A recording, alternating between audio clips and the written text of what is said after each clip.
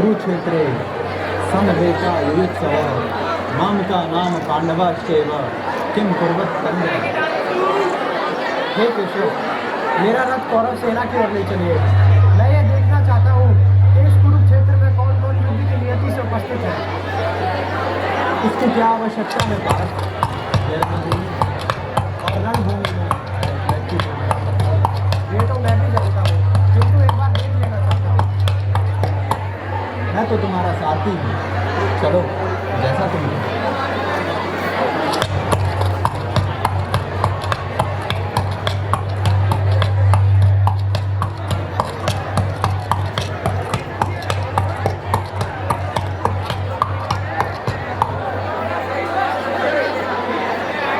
तब तक देखोगे पार। हे केशव, मैं ये युद्ध नहीं कर सकता। मैं अपने कुल के शवों पर राजमहल नहीं बना सकता केशव। मैं उस राजमहल का क्या करूँगा जिस राजमहल की भूमि से भारत वंश के रहू की महक आ रही हो।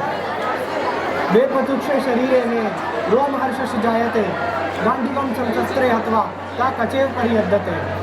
हे केशव, मेरा तो सारा शरीर कांप रहा है। मेरा गांडीव धनुष मेरे हाथ से सरक रहा है। हे केशव, मैं उन पर क्या बाण चलाऊंगा जिनके सत्कार के लिए स्वयं मेरे हाथ कांप रहे हो। आप कुछ कहते क्यों नहीं केशव? बोलिए केशव, अगर सब कुछ होकर भी मुझे शांति मिले तो ऐसी शांति बहुत सस्ती है केशव, बहुत सस्ती है। कश्मलमिदं विस्मय समुपस्थितम अनार्यदुष्टम अस्वर्गयम कीर्तिकरम। मेरा नाम लेके मुझे पुकारने से पहले मुझे यह बताओ पार कि जब विनाश के बादल चारों ओर से उमड़ आए हैं तो इस संकट की घड़ी में तुमने कायरता और हीनता के उन भावों को अपने अंदर आने कैसे दिया। धर्म और अधर्म के बीच इस निर्णायक घड़ी में नपुंसक ना बनो पार, नपुंसक ना बनो। तुम्हारे ये विचार अनार्य हैं, ये तुम्हें कीर्ति से गिरा देंगे। इसलिए उठो और युद्ध करो।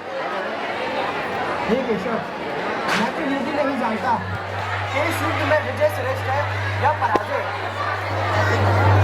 अपने कर्तव्यों को पहचानो हम जाए और करना नहीं होगा, क्योंकि निर्णय तो तुम्हें को लेना होगा। यह युद्ध भी तुम्हारा है और इस युद्ध का परिणाम भी तुम्हारा है।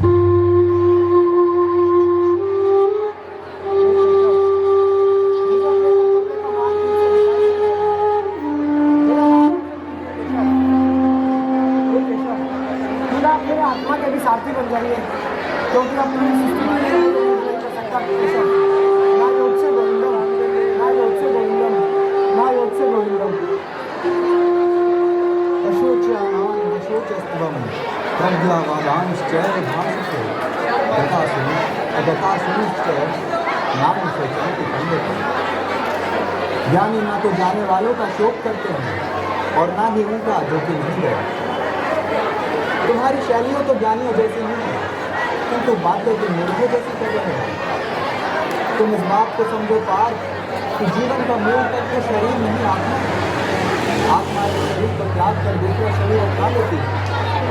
जो यात्रा केवल मृत्यु पर खत्म हो जाए, ये यात्रा तो केवल शरीर की है पार, केवल शरीर की है। न जायते म्रियते व कदाचन नायं भूत्वा भवितानवीरो अजो नित्यम शाश्वतोयं पुराणं न हन्यते हन्यमाने शरीर। इस भ्रम से निकलो पार कि वर्तमान जीवन में संपूर्ण जीवन है। हम थे भी, हम हैं भी और हम होंगे भी।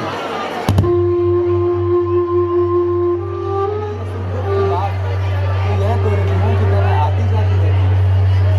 हे अर्जुन, जो सुखों और दुखों दोनों को समान समझे और उनसे प्रभावित हुए बिना ही उन्हें झेल जाए, वही स्थितप्रज्ञ है। मात्रा स्पर्शास्तु कौन्तेय शीतोष्ण सुख दुःखिना अगम न पाई अनोनित्य शांति तीक्ष्ण भारत। जन्म तो जीव का होता है पाद, आत्मा का नहीं। और जिनका जन्म ही नहीं होता उनकी मृत्यु कैसे हो सकती है। यह आत्मा अमर है, कालातीत है, काल से भी परे है। इसको ना तो कोई शस्त्र भेद सकता है, ना ही अग्नि से जला सकती है। न जल इसे भिगो सकता है और न ही वायु इसे सुखा सकती है। नैनम संगंति शस्त्राणि नैनम बहति पावक न चैनम कले त्यापो न शोष्यति मारुत। अब किस चिंता में हो पास? हे केशव, जिन लोगों की मैं बात कर रहा हूँ, क्या उन्होंने कभी मेरे सर पर हाथ नहीं रखा होगा? मैं आत्मा के नित्य होने, पुरातन होने, अविनाशी होने पर संशय नहीं कर रहा, किंतु जिन शरीरों की मैं बात कर रहा हूँ वो शरीर भी तो मेरे कुछ लगते हैं ना। आत्मा तो जन्म नहीं लेती, किंतु लोग तो जन्म लेते हैं ना केशव, लोग तो जन्म लेते हैं ना। इस तर्क को थोड़ा आगे बढ़ाओ महाबाहो। जो जन्म लेगा उनकी मृत्यु तो निश्चित है, तो निश्चित पर शोक क्यों? यह तो अटल सत्य है पार्थ, जिसको कोई टाल नहीं सकता। तुम्हारा ये शोक व्यर्थ है पार्थ, व्यर्थ है। अव्यक्तादिनी भूतानि व्यक्त मध्यानि भारत अव्यक्त निधनानि ये तत्वता परिदेव।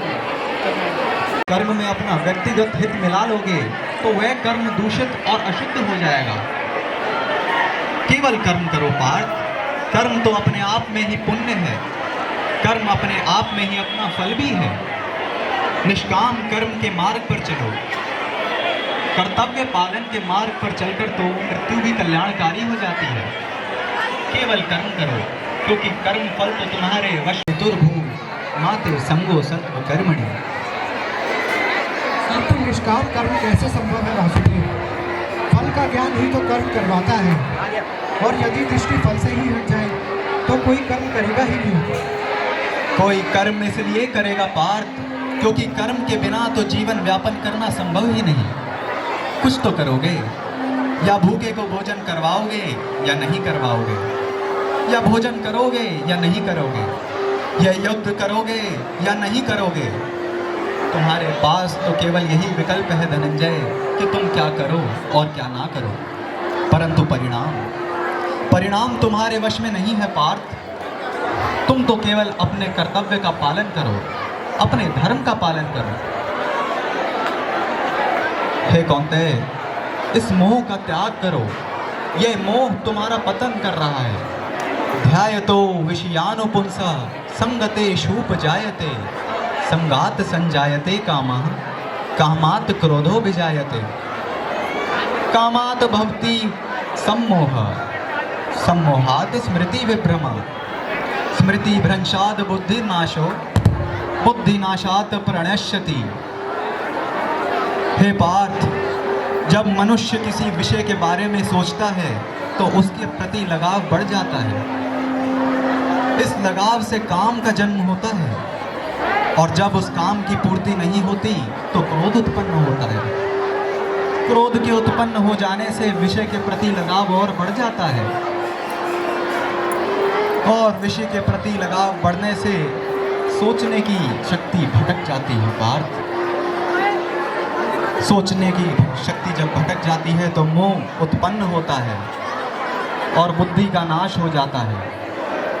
बुद्धि के नाश होने से मनुष्य का सर्वनाश हो जाता है पार्थ, और तुम्हारा ये मोह तुम्हारी बुद्धि के नाश की ओर ले जा रहा है। हे केशव, यदि ज्ञान कर्म से उत्तम है तो आप मुझे इस लहूलुहान में क्यों लगा रहे हैं केशव? आप मुझे इस लहूलुहान कर्म में क्यों लगा रहे हैं? यदि ज्ञान कर्म से उत्तम है तो मैं ये युद्ध करूं ही क्यों करूं केशव? हे केशव, क्यों ना मैं मुनि बनकर मौन समाधि में चला जाऊं? मैं कल्याण का मार्ग पूछ रहा हूं केशव, कृपया मुझे मार्ग दिखाइए केशव, मुझे मार्ग दिखाइए। लोकेस्मिन् द्विधा निष्ठा पुरा प्रोक्ता मया नघ ज्ञान योगेन सांख्यानां कर्म योगेन योगिनां। हे परंतप अर्जुन, संसार में दो प्रकार के मनुष्य होते हैं, एक अंतर्मुखी और एक बहिर्मुखी। जो अंतर्मुखी होते हैं वह स्वयं के भीतर जाकर ईश्वर को ढूंढते हैं, यह ज्ञान योग है। और जो बहिर्मुखी होते हैं वह स्वयं के बाहर जाकर ईश्वर को तलाशते हैं। परंतु कर्म से छुटकारा नहीं पार्थ, क्योंकि स्वयं के भीतर जाकर उसे ढूंढना भी तो कर्म ही है ना। मार्ग तो यही दो है कुंती पुत्र, एक ज्ञान योग का और एक कर्म योग का। हे केशव, क्यों ना मैं ज्ञान योग के मार्ग पर चलूं? सिद्ध पुरुष अपनी इंद्रियों को वश में करते हैं पार्थ, उनका दमन नहीं करते। ना मैं पार्थास्ति कर्तव्यम त्रिषु लोकेषु किंचना नान वाप्तम वाप्तव्यम वर्ध एव च कर्मणि। मुझी को लो, संसार में ऐसा कुछ करना आवश्यक नहीं है और संसार में ऐसा कुछ भी नहीं जिसे मैं प्राप्त करना चाहूँ और कर ना सकूँ। फिर भी तुम्हारे सामने हूँ, कर्म कर रहा हूँ पार्थ, कर्म कर रहा हूँ। यह दिखला रहा हूँ, यह समझा रहा हूँ कि निष्काम कर्म के मार्ग पर चलकर जीवन व्यापन करना संभव है। सक्ताः कर्मण्य विद्वांसो यथा कुर्वन्ति भारत कुर्यादि ध्वांस्था सक्तः चिकीर्षुर लोक संग्रह। हे पार्थ, कर्म तो अज्ञानी भी करते हैं, परंतु अज्ञानी और ज्ञानी में जो भिन्नता है वो यह है कि ज्ञानी का कर्म निस्वार्थ होता है, समाज के संतुलन को स्थिर रखने के लिए होता है, लोक कल्याण के लिए होता है। तुम में समाज नहीं पार्थ, समाज में तुम हो। इसलिए मन में कोई बोझ ना लो, अपना कर्म मुझे अर्पण कर दो और अपने कर्तव्य का पालन करो। हे केशव, मनुष्य कभी कभी पाप करने के लिए विवश क्यों हो जाता है और उसे कौन भी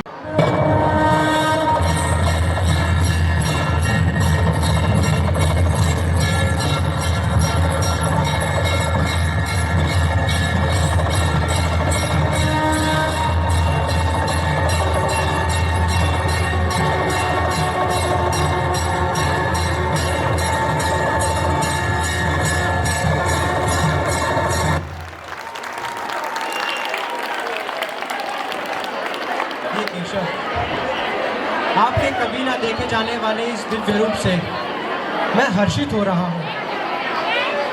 मेरा चित्त भय से व्याकुल हो रहा है। कृपया मुझ पे प्रसन्न होकर अपने उस ईश्वर रूप के दर्शन फिर से दीजिए। ऐसा मैं नहीं कर सकता पार्थ। अब तुम ये सारा भेद जान चुके हो, अब तुम्हारे मन में कोई संकोच नहीं है, इसलिए अपने कर्तव्य का पालन करो। ऊर्ध्वमूलम अधः शाखम अश्वत्थ प्राहुर्व्ययम् छंदांसि यस्त पर्णानि यस्तम वेद स वेदविद। कहा जाता है कि एक शाश्वत अश्वत्थ वृक्ष की जड़ें तो ऊपर हैं, शाखाएं नीचे की ओर हैं तथा पत्तियां वैदिक स्रोत हैं।